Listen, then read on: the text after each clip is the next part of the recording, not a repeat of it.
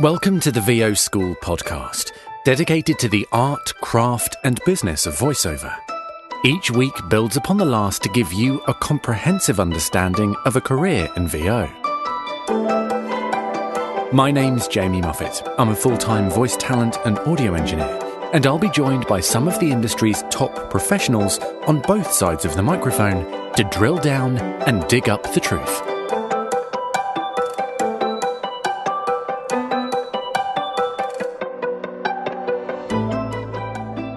Hello, welcome to episode 12 of the VO School podcast. Apologies if my voice sounds a little strained. I've had a day of voicing today, so I'm a little delicate. We have an extremely useful episode coming up today. This is the long-awaited business episode. We have two fine guests, Tom Dheere, Robert Siglimpaglia, and they're going to take you through everything you need to know to set up and run a successful small business, which is what we as voice actors and actors do. There is an awful lot of information in this, so you may want to listen a couple of times and take some notes, as long as you have the ability to do that. You're not driving or operating heavy machinery. Other than that, I just have to tell you about the normal stuff. If you want to connect with us on Facebook, the address is facebook.com/groups/VO School Podcast. And we are also on Twitter, VO School Pro. If you would like to send me a message via email, the address is voschoolpodcast@gmail.com. And yeah, without any further ado, we'll get on with the bios and get straight into the interview. All right, here it is. Style. Power. You're watching the home of the NFL. The all-new iPhone. Reserve your Disney World season pass now. Through all the runny noses, 3 a.m. coughs. An all-new American Crime Story, tonight on FX. Hi, it's J. Michael Collins, and these are just a few examples of the first-class demos my team and I are producing. If you'd like to have something similar, visit jmcvoiceover.com and click on the Demo Production tab to find out more.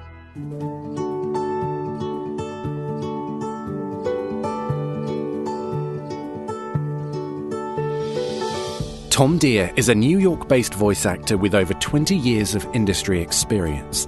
He's narrated thousands of projects for hundreds of clients in over a dozen countries. Tom's experience as a corporate trainer as well as a voice talent make him uniquely qualified to help both aspiring and veteran voice talents navigate the voiceover industry. Robert Siglimpaglia is a voice and screen actor, producer, and practicing attorney.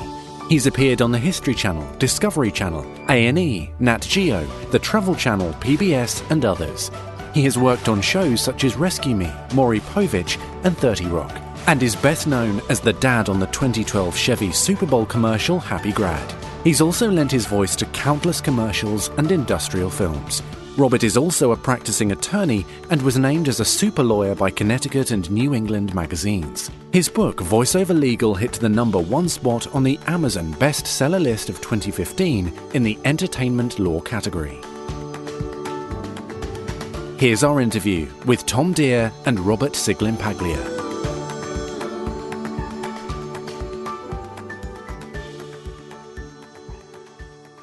All right, so today I am joined by Robert Siglimpaglia and Tom Dheere. So hello to both of you. How you doing? Hey, Jamie. Thanks for coming on. Really appreciate it. So a lot of what we're going to talk about today is US-based, but a lot of the same rules apply, I think, in other countries, but the specifics may vary. So I wanted to start out with that caveat. My first question is, if I started as a voice actor tomorrow, what would be the first thing that I should do from a business planning / legal perspective? If you decide that you want to be a voice talent from a business perspective, Rob will handle the legal, is your systems of thought, which is what I teach my students, is that you need to have effective systems of thought to then create effective systems of execution. Most voice talents don't know what they don't know. They don't know how to think about what they're supposed to think about. And also most of them think like employee / starving artist. I always say that if you want to be an effective and successful voice talent inside the booth, you need to be an effective, successful voiceover business outside of the booth. So it's the most important thing to being an effective voiceover business is to understand what the industry is and how to think about it and to figure out what your relationship is with the industry. Right. And where do you get that information? I mean, obviously they can come to people like you, but if, like you say, they don't know what they don't know. Well, training. I mean, there's people like me with the voiceover strategist and studios like Edge Studio that I coach with that can teach you all of that. But our mutual friend Peter Bishop, British voice talent, always gives me a hard time. Peter who? Because of the subject matter I teach. I know, it's shocking because he always says, Tom, why do you have a business? What you teach is common sense. Everyone should know these things. That sounds like Peter. And thank you. I've been working on that for a while. So a lot of the stuff that I teach is actually, common sense. Yeah. Do you have your financial house in order? Do you know what success looks like? What does success mean to you as a voice talent? Does that mean being a voice on Family Guy? Does that mean doing local spots for Uncle Bob's used car lot? Does it mean something in between? Does it mean being an Audie Award-winning audiobook narrator? Once you figure out what success looks like for you, because unfortunately we've been peppered for all our lives with the stuff of bad musicals and after-school specials about what success is. They all say success means being a star, and if you're not a star, you're a loser. And that's nonsense. Yeah. You can be a very successful voice talent even though nobody knows who you are. Yeah, I mean, there's probably, you can count on one hand the amount of household names in voiceover, if that. And there really aren't. There's just celebrities who happen to do voiceovers. Yeah. Morgan Freeman is he's not a voice actor. He's a movie star that does voiceovers. Yeah. Yeah, absolutely. So Robert, I started off this talking about the first thing you should do sort of day one from a business perspective, but maybe you could bring in your perspective from a legal standpoint. Sure. Well, I mean, business and legal are hand in hand anyway. Yeah. So they're pretty much the same thing, just from different angles. I mean, first of all, just to expand on what Tom said a little bit, if you're going into voiceover to become famous, don't do it. Yeah. Do something else. Do on camera. It's not going to make you famous. So that's an unrealistic goal. So, I mean, Tom hit it on the head. You want to set your goals first. I always tell anybody coming in to set up a business to work backwards, figure out what you're trying to accomplish with the business. And then we can figure out the best legal avenue to set it up. And then for the voiceover industry, you need to really learn what the industry is about. So anyone coming in to me as an attorney, say, they need to know what their business is, because for the voiceover business, since I'm a voiceover artist, I mean, I can help with that. But somebody coming in, that's doing construction or something like that, I can't really help them with knowledge of their business. They need to know that already. Yeah. So when they walk in the door, then I can help them figure out if they need, if they're going to do what kind of LLC or corporation they're going to set up, or if they're going to stay a sole proprietor. It's the same thing with voiceover. You need to know what the industry is about, and then figure out what you want to do with it.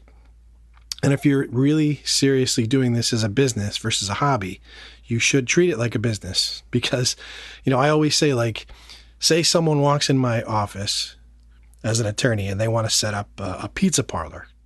In the voiceover industry, you would hear people say, you should just stay a sole proprietor, be a sole proprietor, until you start doing some work, and then worry about setting up your LLC or your S-Corp. Yeah. Imagine if the guy came into my office who wants to set up the pizza parlor, and I told him, let's see how many slices you sell first before we decide to set up your LLC or your S-Corp. It's ridiculous. I mean, voiceover, you're selling your services, so it's a business. So unless you're going to do it as a hobby. And we're talking here about liability and why you would be a sole proprietor versus an LLC or an S-Corp? Everything. Right. Yeah. Not just liability. I mean, liability obviously is the big reason, because you want to make sure your business and your personal selves are separated so that you do avoid some legal liability. But everything, taxes, paying less tax. Right. Accounting, when you set up an LLC or a corporation, it's much easier to do the accounting, because you're not commingling personal assets and business assets. So it's the whole business. Someone comes walking in to set up a business. These are the things that you talk to them about. This is what every business person, any legitimate, successful business person, this is what they talk about. It doesn't matter what the business is. It's all the same. Right. Voiceover should be no different at all, except it's a different industry. I mean, like I said, because I'm a voiceover artist, I can help voiceover artists learn about the industry as well. But the business side of it is pretty much the same, no matter what business you're starting. Right. So, and that's any profession too. Any doctor, any accountant, any attorney. It's the same. I mean, there's only one tax structure here in the United States. So there's one way to account that is the recognized way. So there's a uniform way that businesses operate. So voiceover artists should be included with that as well. So as part of starting out as a voiceover actor, you not only have to have the training and, develop your skills as an actor, but also as an engineer and all that kind of other stuff. But it's worthwhile speaking to an attorney and or an accountant. That would be a good first step, you would suggest? Absolutely. Yeah. Absolutely. You should, every voiceover artist, well, I mean, when you're doing training and learning how to record yourself, that's the industry that you're learning about.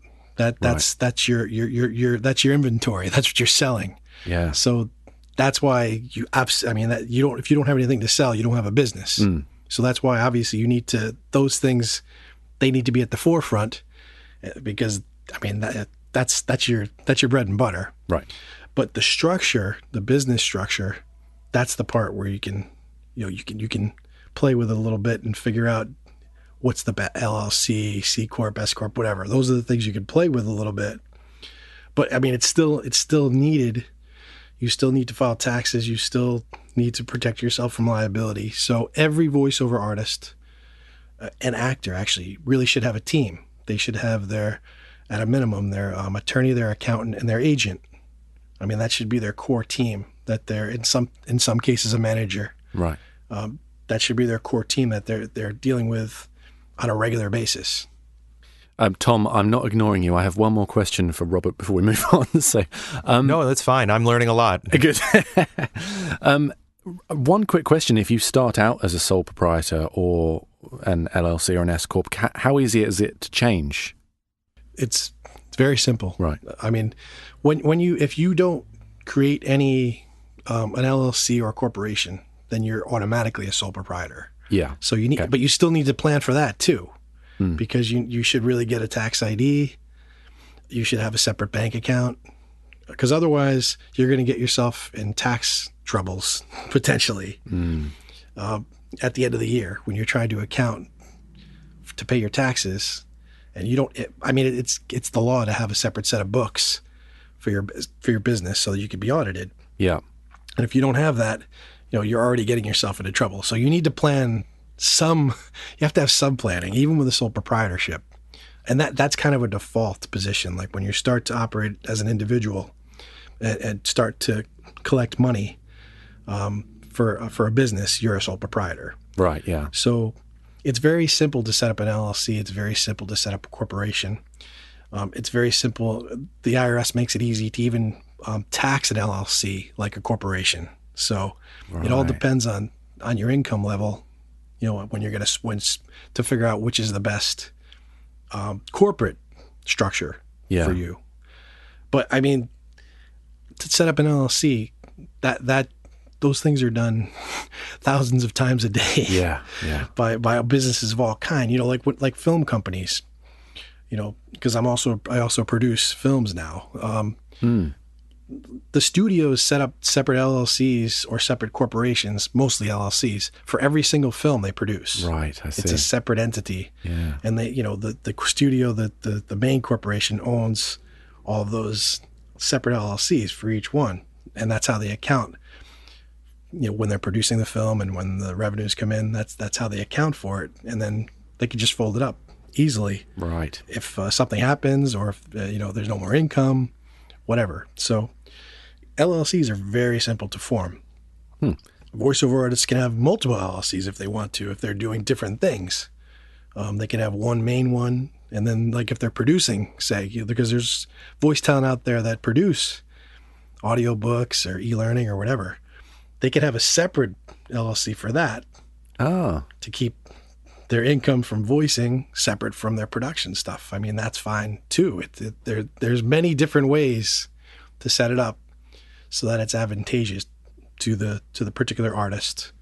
Right. So you save the most taxes and just makes life easier. It's not just for people who want to have a bank account on the Cayman Islands. It's actually for regular people too.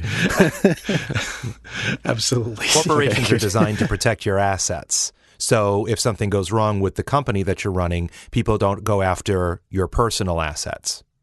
Yeah. Correct. Yeah. What are the potential, banana skins, or how are you liable? Well, that's the main purpose, is to protect your personal assets. That's the main reason to set up an LLC. Yeah. From a legal standpoint, but from an accounting standpoint, it's to save taxes as well. So, there are many things that could go wrong. Because what we're doing, the basis of our business of a voice talent is we're entering contracts every single day. Yeah. So contracts can be breached. Something can happen. You can get sick. Your equipment may blow up. You might not deliver the file on time, whatever. Those are liabilities. So you want to try to sign those contracts in your LLC name. And what you do is you form a loan out corporation. So you have an LLC, and then you sign an agreement with yourself loaning out your services, so that all the pay comes to your LLC, and all the contracts are signed in your LLC name. So your LLC holds all the liability, and you're personally doing the services. So right. If something happens, you get sick, God forbid, and you can't deliver, they're not going to be able to sue you personally. They're going to sue your LLC. Right. I knew this was going to be an intense interview, but my brain's already hurting. We're only like 10 minutes in. So, Tom, when you started out, what was the process for you like? Did you set everything up like this, or did you sort of learn it on the job? Oh, not even remotely. Right. I decided I wanted to be a voice talent in 1994. Right. And I didn't get my first voiceover gig till I think spring of 96. And that was really before the internet was used as a tool for voice talents, and nobody really had home recording facilities. Basically, you got your training, you got a demo, and I remember my voice coach, when I got completed with the training, she gave me a stack of about 500 Xerox copies and said, well, these are copies of production company listings, so go make your cold calls and good luck. And that's all I knew. That's all that I knew. Right. So just from a marketing perspective, I live outside of New York. You wait tables, you go to auditions. God, I hope I get it. And, and fingers crossed. And needless to say, my business didn't do very well for a long time. So I didn't even have an inkling of any of the legal or business perspectives, how to be able to set yourself up and protect yourself, which Rob, covered, which is very, very important.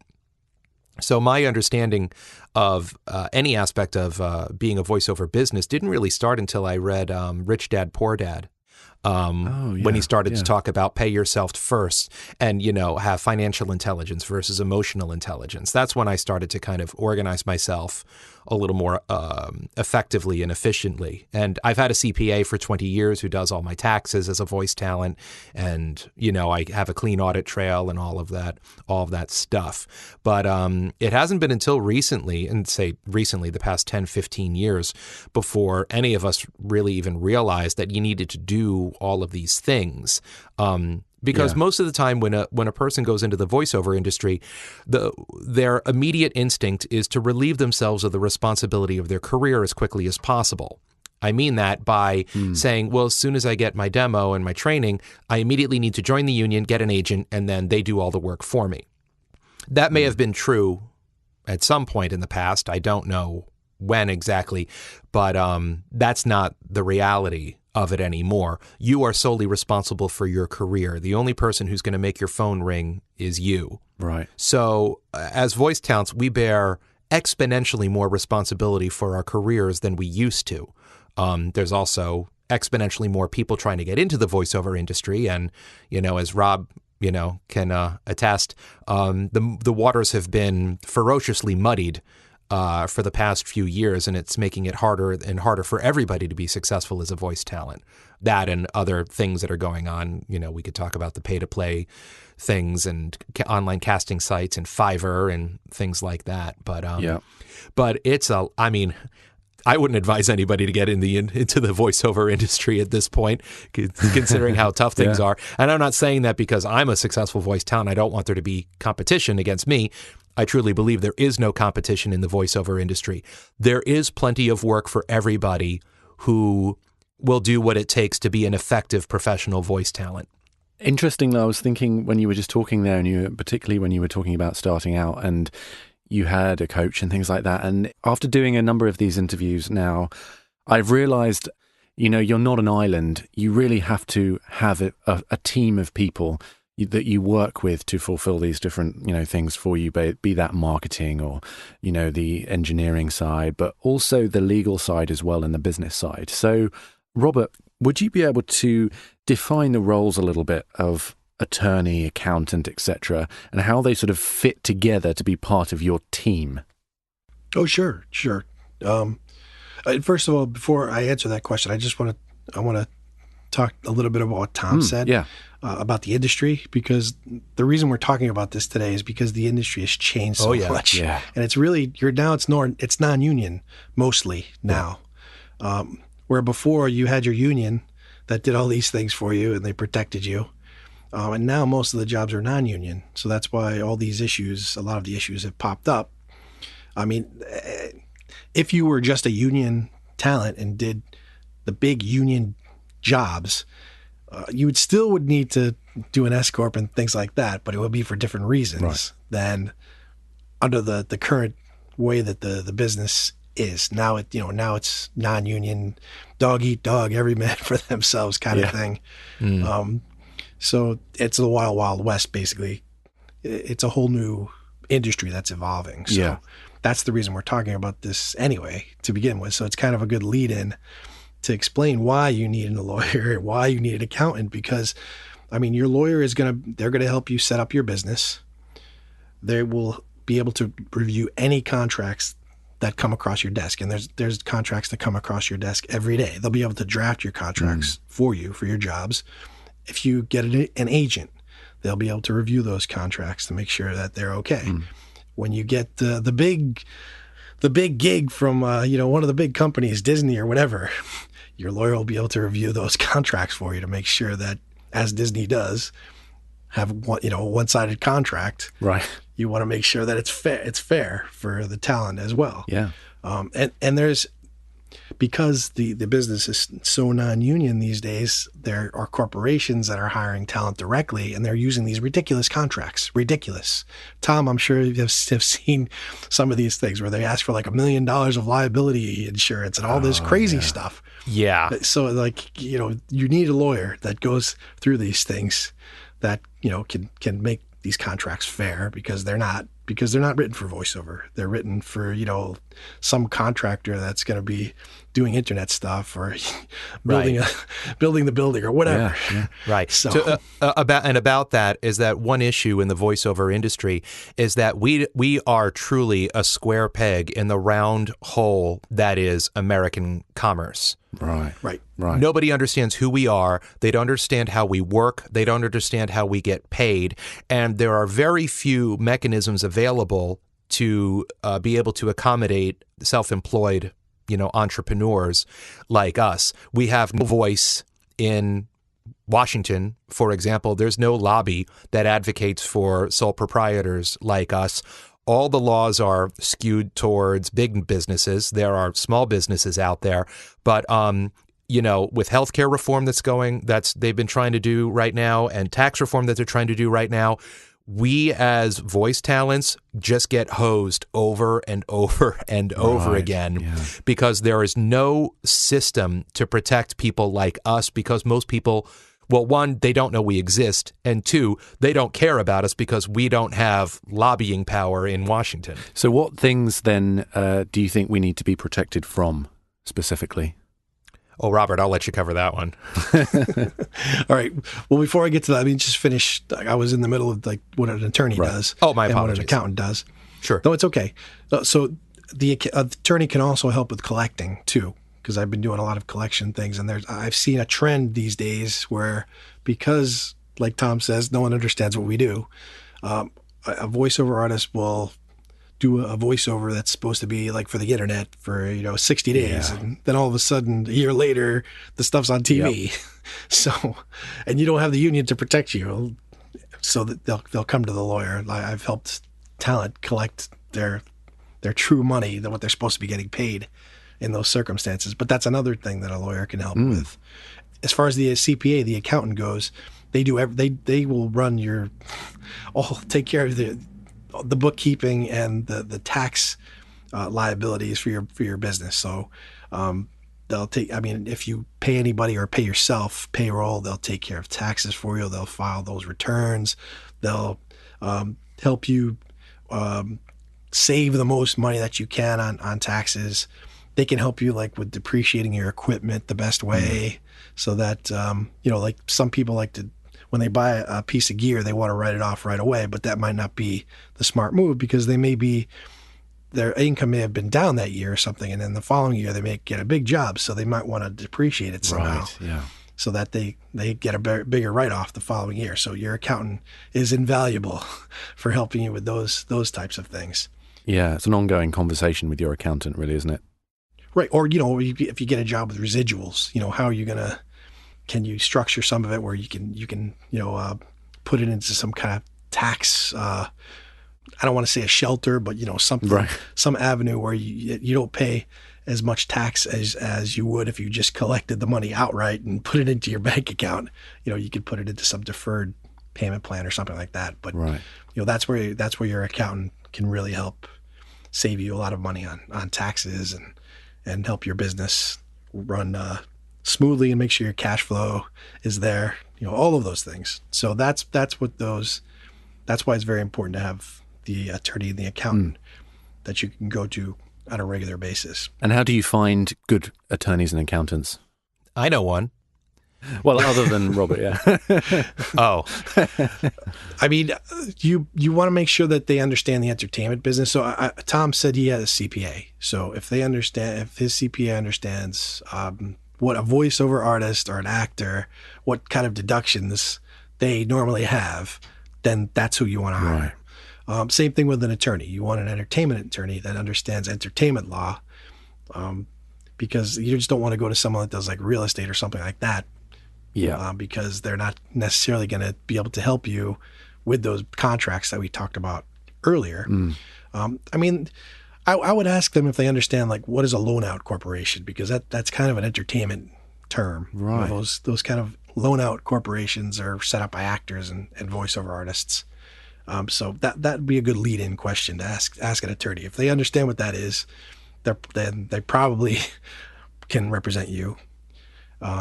Oh, that's good. As a voiceover artist, and understand the business. Yeah. So, and as far as some of the problems, because that was the question that you asked. Yeah. Some of the problems to look out for. Because the business is so muddied these days. The usage issue, that's a big one. That's one of the things voiceover artists really need to know where their voice is being used. It's very important. They have to lock down how their client has to understand that basically what you're doing is licensing your voice to them. You're not selling your voice to them like you're selling a car. Yeah. like where they take the title and drive it away and they can wreck it if they want to or whatever. Right. They can't use your voice however they want to and whenever they want to. They're licensing use of your voice. So that's very important to make sure that your clients understand that, so that they don't take a web piece and put it on TV for 2 years and not pay you, because that's not your license. That's not what you license them for. But a lot of times voice talent do this to themselves because they don't define that clearly enough. Yeah. Because, like Tom said, no one understands how we get paid in the voiceover industry. They don't understand how it operates. Right. So that's your responsibility as a voice talent. And that's another reason why you may want to have a lawyer, because they can help you with that, or an agent.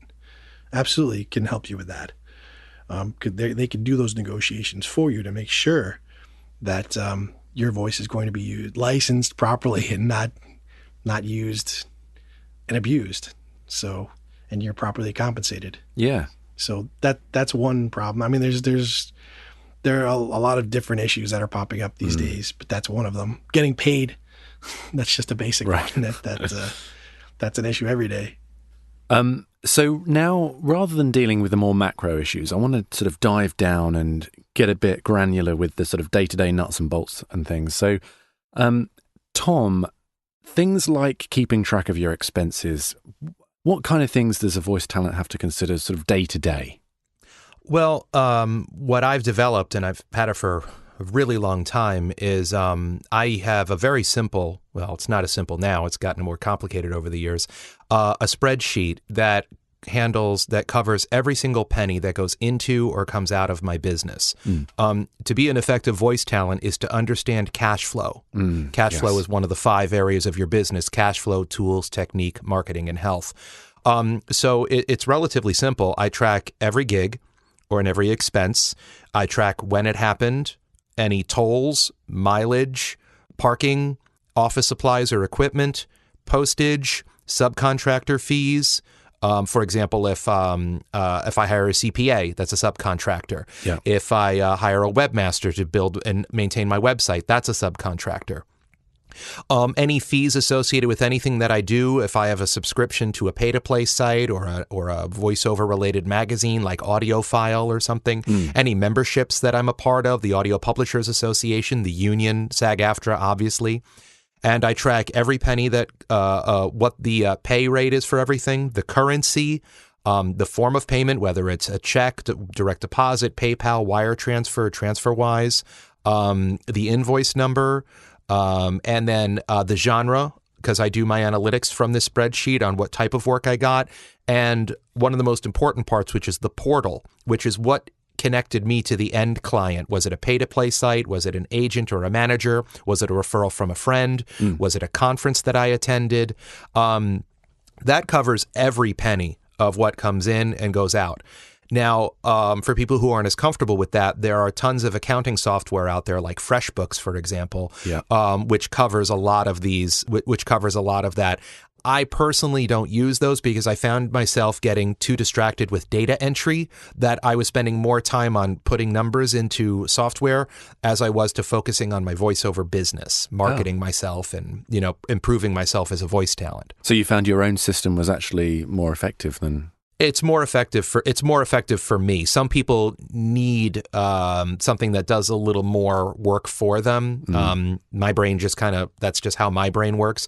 I also do use Invoicely, which is an online invoice generation software, which also tracks a whole bunch of wonderful things, and it works well with PayPal and things like that. But yeah, that's the system that works for me. And to that point, an effective voiceover business needs to develop systems that work for them.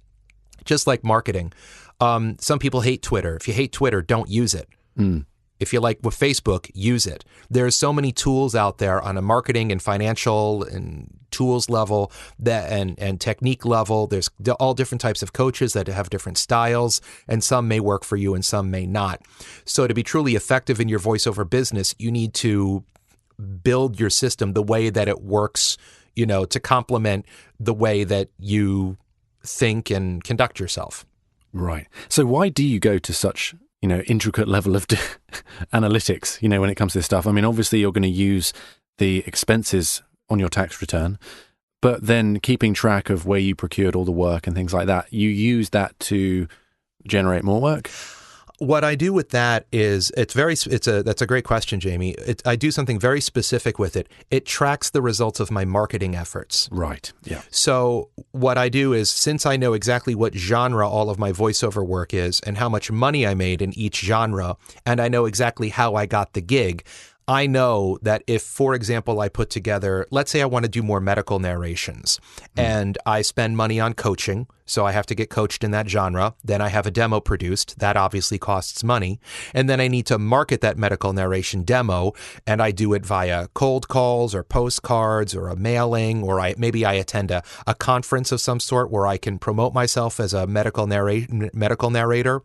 And then at the end of the calendar year, I can look and see, well, how much revenue did I generate doing medical narrations, and see what the ROI is of all the things that I did throughout the year. Right.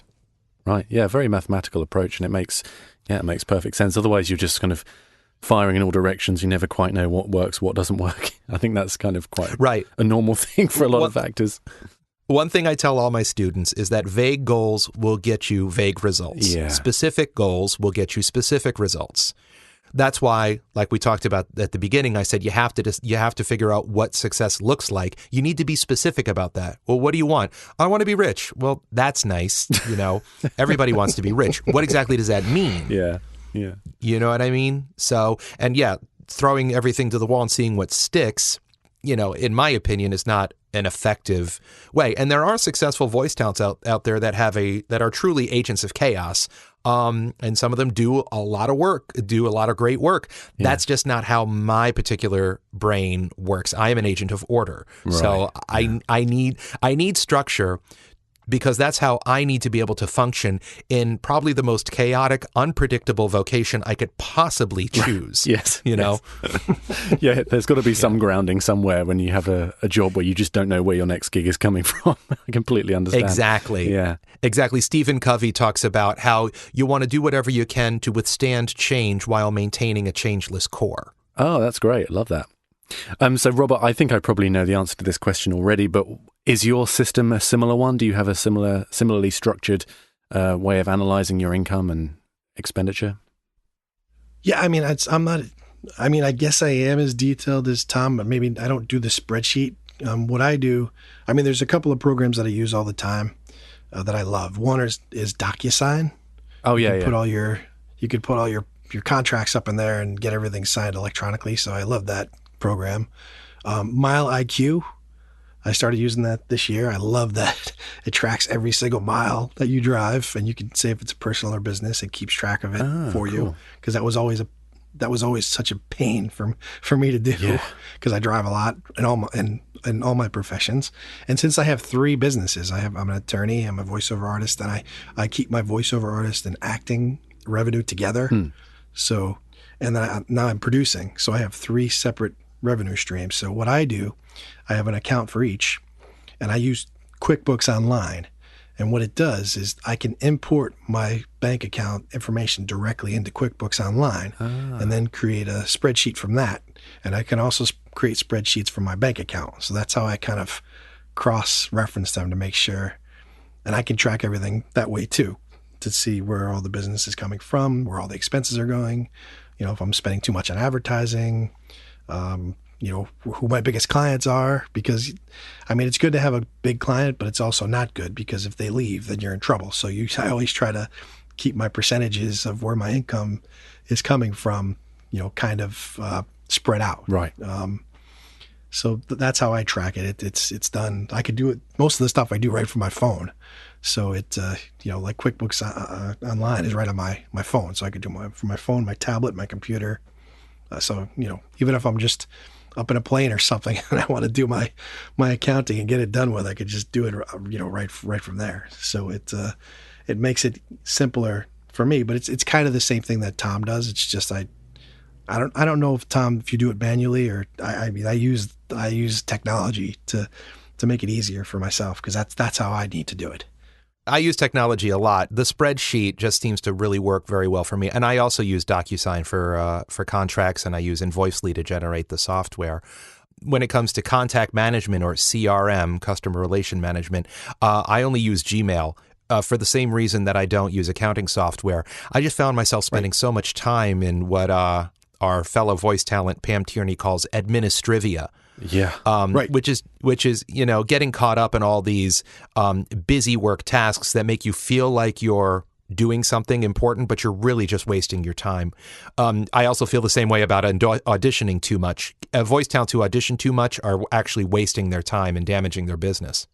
I agree. Right. Yeah, I like Gmail, and I figure Google Calendar is huge. Like I use that.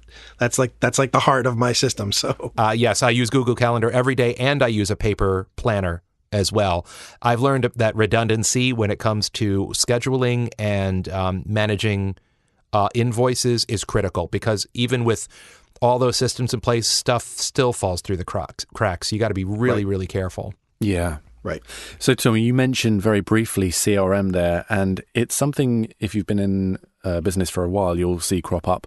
Can you just drill down and explain what that is? Sure. CRM is short for customer relation management, and basically it's just a way of keeping track of all of your contacts.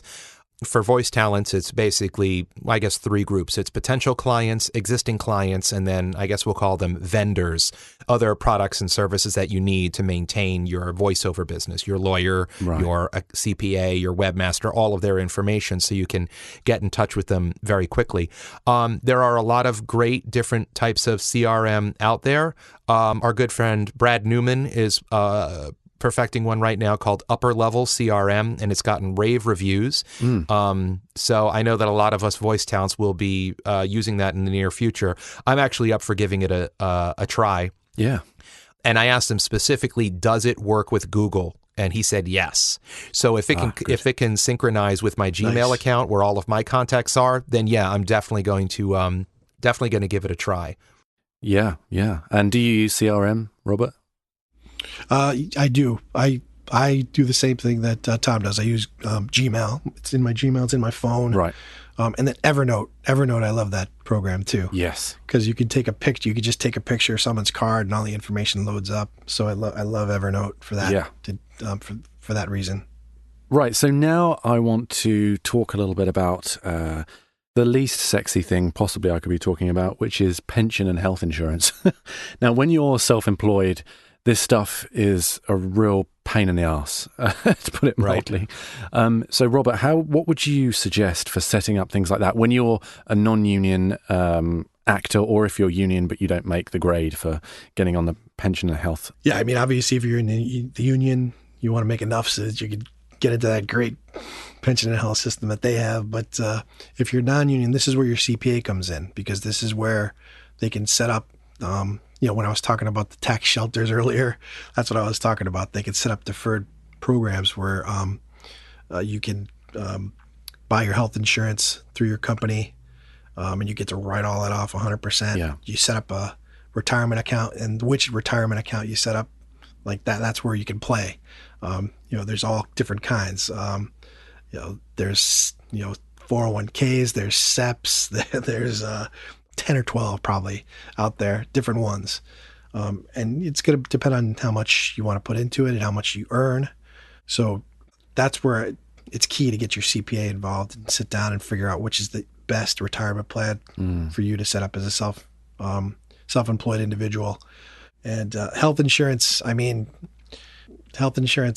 it's in a state of flux right now. Yeah, so, yeah. With Obamacare, if is it in, is it out? Who knows? But whatever plan, if you can get onto a group, some kind of group plan, you can at least write off the premiums, which that's one advantage that we do have being a small business, is we can write off 100% of the premiums for health, right? Which is usually a good tax advantage. We do have another benefit, which is the ability to open a health savings account. Right. I was going to mention that too. Go for it, Tom. Sure. It's funny. I was just talking about this just last night in my money management class that I taught. So this is all fresh in my head. A health savings account, which, by the way, is completely separate from whatever health insurance that coverage that you have. They're two separate entities. A health savings account functions almost exactly like an IRA. You can put money in it. It bears interest. You have a maximum amount of money that you can put into it every year, just like an IRA. I believe an IRA right now, the maximum you can put in a calendar year is $5,500. I believe it's $3,450 that you can put into an HSA in any calendar year. And you can use it to cover all of your medical expenses with the exception of non-prescription drugs and covering your health insurance premiums. What makes it extra wonderful is that it's what I like to call pre-tax for voice talents. So if you're a 9-to-5er, your income gets taxed before you get it, and then you do something with it. So then you put it in your HSA, and then that already taxed money is protected from being taxed further. But with a voice talent, most of the time when we get paid, we get no withholding on our taxes, and then they send us a 1099 at the end of the year, and then we pay taxes on it. Yeah. So you can take that money before it gets taxed and put it into the HSA. So it kind of gets double coverage from being taxed. I'll put it to you this way. I set up my first HSA at the end of last calendar year, and my CPA told me that was the difference between me owing the government and the government owing me. Wow. Right. Yeah. You could set up a flexible spending account too. So that's something you need to talk to your accountant about, because they have different, there's different amounts that you can put in. And one of them, I forget, one of them doesn't roll over to the next calendar year, and one of them does. So that, those are the kind of details that your accountant and you as a talent can decide which is best. Mm-hmm. And you can use those to pay your the co-pays and things like that. So you can also use it to get like a high deductible insurance plan, and then use the money that's in that account to pay those deductibles. Oh, right. So, and then at the end of the year, you just account that money and say, well, it was in this what did you call it? Health savings account, and it's not taxed, or taxed at a lower rate. That's right. Oh, it's pre-tax. Yeah. Oh, great. Yeah, pre-tax. Right. Oh, awesome.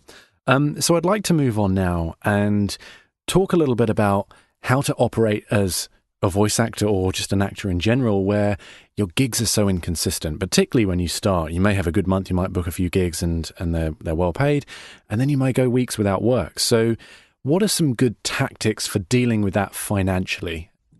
To be an effective business is to have assets. I advise that I advise this to the voice talents that I work with last night in the class that I taught, is that a business should have at least 1 to 2 months worth of expenses that can be covered in their business checking account.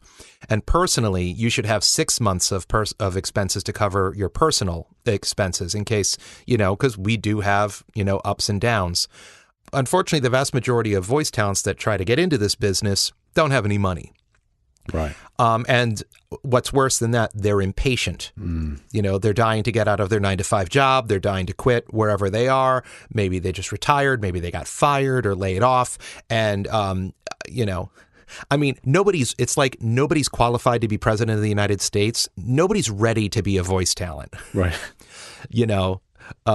Because, you're not going to be a good voice talent until you're a voice talent, and you can't, you know what I mean? So it's a real chicken and the egg thing. Yeah. But you can protect yourself legally, like Robert's talked about, and you can also protect yourself financially. But I've learned that, also, since interest rates have been, horrible since, for the past 10 years or so, it's extraordinarily difficult for your average person to be able to save that taxed money that you have. Yeah. I mean, interest rates, there are savings accounts with interest rates of 0.01%, and, the banks are smiling. That's because they don't care about us anymore when it comes to investing in their bank. They use higher-end big things to be able to make their money off of, in mortgages and things like that. Yeah. So for some reason, savings accounts, they don't care about anymore. They just don't. I opened a savings account 5 years ago. It was 5% interest. Now it's 0.75% interest, and it's the best interest rate that I can find for a regular savings account. It's horrible. So, the best thing you can do is to take your time, get your training, save your money. Don't jump into this business until you're ready for it. Yeah, I agree. I mean, I've been self-employed now for most of my working life. And that's just the way that any business is. It doesn't matter what it is. If it's attorney, if it's acting, if it's production, it doesn't matter. You're even in the pizza parlor, you're going to get times where you're in not making any money, or you're making very little. It comes in spurts. So what you have to do, you have to be disciplined enough that when you're making all this money and it's coming in and you're like, woohoo, bonanza, don't spend it all. Put some of it away, because a month down the road or 2 months down the road, you're not going to be making that kind of money. It's just the way that it works. Plus, you might have a big tax bill like months down the line. Well, exactly. You got to put money away for taxes too. But what I do for that is I use one of the payroll services, either ADP or Paychecks, and I pay myself regularly. And they take them, they withhold the money and send it in for me to the state and to the IRS. So that's how I lessen the amount that I owe at the end of the year. And I don't have to pay estimated taxes because I get it withheld. So that's how I get around. I make sure that there's money there for that. Oh. That's how I handle that. Oh, that's good to know. But it's like when you have to pay your mortgage, obviously, and you haven't made any money for the first 2 weeks of the month. You need to have the money there to be able to pay the mortgage. Yeah. So that's why when the money's coming in, and it's coming in a lot, and you'll have those times where you get the great big jobs and you're making a lot of money. You have to fight the temptation to like go buy a car or spend it. You have to take some of it and put it away, so that in 2 weeks when your mortgage is due, you haven't made any money, you'll have the money to pay the mortgage. So I mean, it's a terrifying life if you don't have that contingency there just as a backup at all times, just knowing that you don't have to take on every single gig, or you don't have to be a slave to whatever job that you're doing at any one time. It gives you a bit of leverage. Yeah, I mean, it is terrifying, and the one thing that I always tell myself though is that I know it's going to come back in again. Yeah. If I was able to draw a graph on how my income comes in based on the numbers, it would be a curvy up and down graph. I mean, it would be, it's just amazing how it works. And and you can't really predict when those times, like you would think like around the holidays is slow, but that's not always the case. No. Sometimes it's really busy. That's right. So like there's no rhyme or reason to it, but you just know that if you're slow now, and especially if you just start marketing yourself, like during those slow periods, you know that the money is going to start coming in at some point in the near future. And it's just, you just have to trust that. Yeah. And if you have all the systems in place, that it will happen. To make things even more fun is that different clients pay you in different intervals. Yeah. I have clients who pay me before I do the gig. I have clients who pay me as soon as I do the gig. I have clients that pay me 1 week later, 2 weeks later, 1 month later, 45 days later, 60 days later, 90 days later. Yeah. And they pay me via check, direct deposit, wire transfer, PayPal, and TransferWise. And they pay me in different currencies. And it's ridiculous. So, or then, of course, when you have a bill due, that's when you probably have the most receivables too. Right, exactly. Right. That's kind of the way it works. Right. We're getting to the end here, so I want to sort of start to wrap things up. But you just touched on their currencies. Do you invoice in dollars and then receive the converted amount, or do you invoice in the local currency? It depends on the client. I have European clients that pay me in euros, so I bill them in euros, and I have European clients that pay me in dollars, and I invoice them in dollars. Right. And then it's my job, and this is another thing that we have to keep track of, is to keep an eye on the currency exchange to make sure that whatever rate you've agreed upon to get paid for any given gig is commensurate with what how it translates into U.S. dollars. Yeah. A few years ago, I was negotiating with a Canadian client. All of my other Canadian clients paid me in U.S. dollars. We were saying dollars, right. And then they paid me in Canadian dollars. Yeah. And then I got less because, the U.S. dollar is stronger than the Canadian dollar. Yeah. So lesson learned. Not as bad as the Australian dollar, though. which I've really? noticed. Yeah, I agreed something with an Australian company. I was like, hang on a minute, got the wrong dollar. It was quite weak. I was quite surprised. Yeah, it was just, incompetence on my part. Well, that's why communication with your clients is one of the most important things that you can do. One thing that I do every time I acquire a new client is I send them an email, and it's called "You Hired Me, Awesome." And basically, it's a service guarantee, and it's as comprehensive as it possibly can be to cover every aspect of the production. Everything from did this script get cleared through legal, to here's my retake policy, to please make sure I have the proper contact info so I can invoice you properly, and everything in between. Great. And how does that work with you, Robert? Do you have a system in place? Do you have a document that you send out to clients?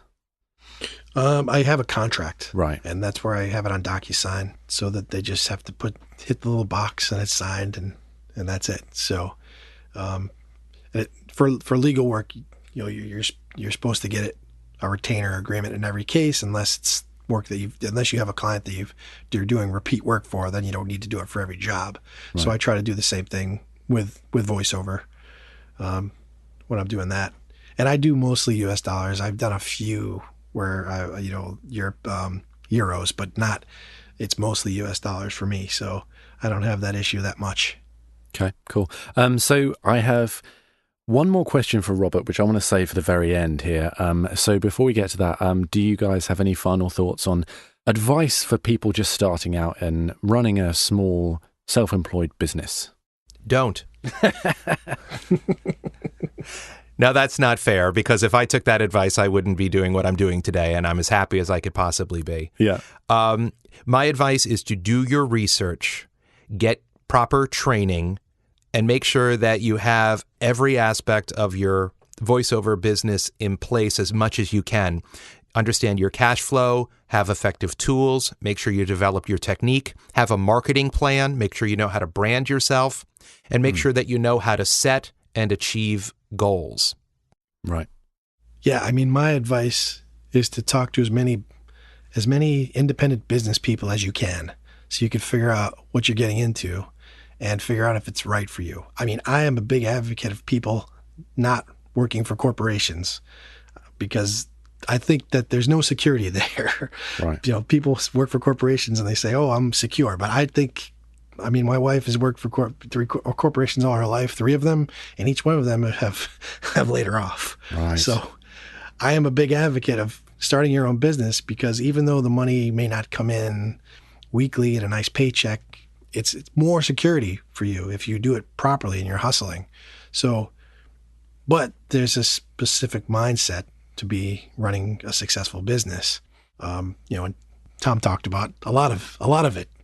You need to do the paperwork, get the jobs done on time. There's a specific skill set. So if the more businesses you talk to, the more independent business owners, and if you want to get to voiceover work, talk to voiceover artists to see what it is that we do on a day-to-day basis, to see if it's right for you, because it's not right for everybody. Some people like to be employees, like to be told the tasks that they need to do, get their paycheck at the end of the week, and they're fine. And other people are more entrepreneurial, and that's what it takes. It takes the entrepreneurial spirit to run a successful business. Otherwise, you're going to be in trouble. You're not going to be able to pay your bills, and you don't want to be in that position.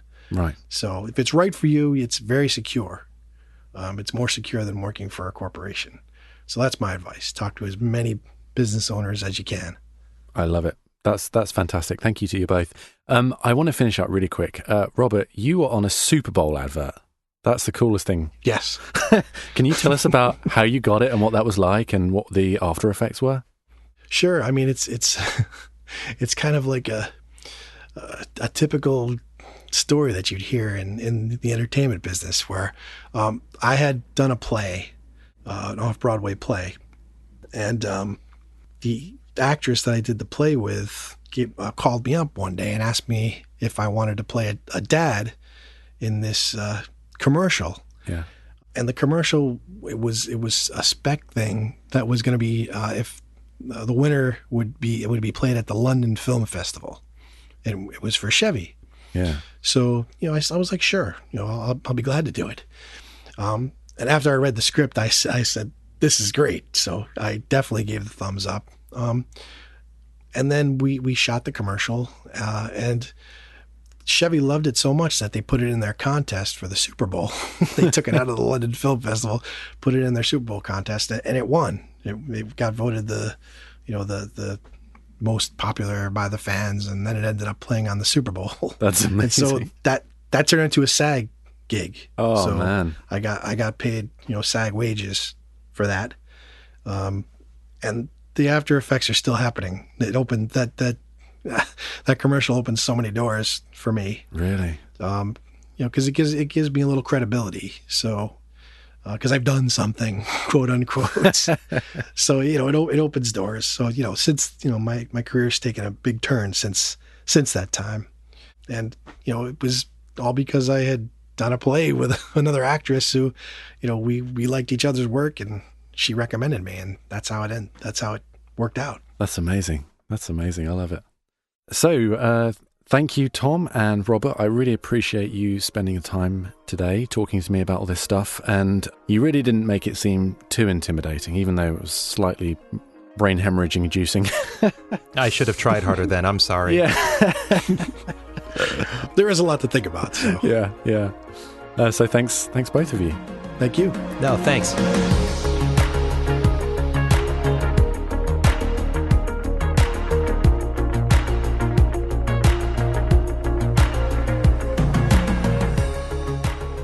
Okay, there we are. Thank you, Tom and Robert, for all that. There was a ton of information in there that I didn't absorb on first listen when I was actually in the interview.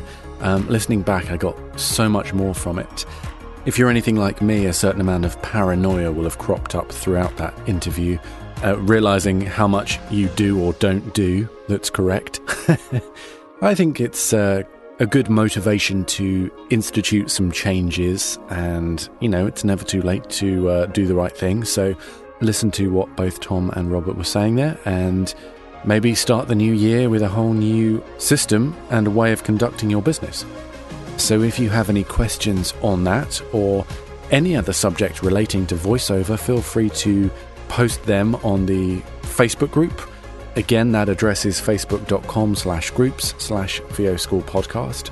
And everyone who's appearing on the podcast will be connected to that group. So you can reach out directly if you have something specific. We have now closed the brand audit competition, Celia Siegel's competition, and we'll be announcing the winners shortly. And this week on the sister podcast, In the Envelope, we have an interview with James Franco. So if you're a fan of his, definitely listen out for that. That's really, really good. Lots of acting advice there, so check that out.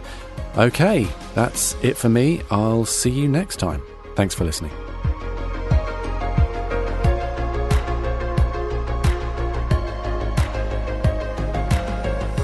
Thank you to this week's guests. Thanks also to our sponsor, J. Michael Collins, social media support from Chris Sharps, and Backstage Magazine. Join us next week for another class.